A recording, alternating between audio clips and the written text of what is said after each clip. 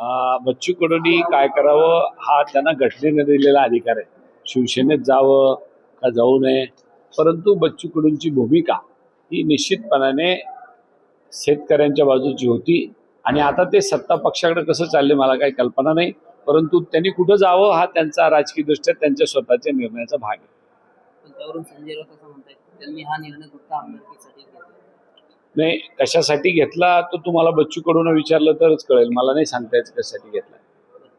ठाकरेंनी स्वतःची जागा सोडून त्यावर अंबादास दानवे यांना उमेदवारी दिली आहे. त्यावरून काँग्रेसमध्ये नाराजी असल्याचं कळतं. महाविकास आघाडीचा उमेदवार जाहीर करताना मित्र पक्षांना सोबत घेऊन एखादी मीटिंग करून त्याच्यानंतर उमेदवार जाहीर करावा असा साधारणपणाने कॉमन मिनिमम प्रोग्राम आहे, परंतु दुर्दैवाने तसं झाल्याचं दिसत नाही. म्हणून आदरणीय प्रदेश काँग्रेसचे अध्यक्ष हर्षवर्धन सपकाळ यांनी जाहीर केलंय की आम्ही काँग्रेसचा उमेदवार सुद्धा या ठिकाणी देणार आहोत. म्हणजे कुठेतरी महाविकास आघाडीमध्ये अंतर्गत निश्चितच महाविकास आघाडीमध्ये त्यांनी आपल्या लोकांना सर्वांना एकत्र येऊन मग उमेदवारी जाहीर केली असती तर कदाचित हे चित्र आपल्याला पाहायला मिळालं नसतं.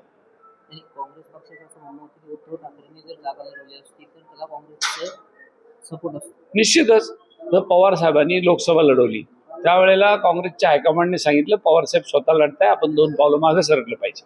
तसंच उद्धव साहेब लढणार होते त्यावेळेला काँग्रेस पक्षाने भूमिका जाहीर केली होती, परंतु त्यांच्या पक्षाचा दुसरा उमेदवार देत असताना किमान त्यांनी काँग्रेस पक्षाला विश्वासात घ्यायला पाहिजे.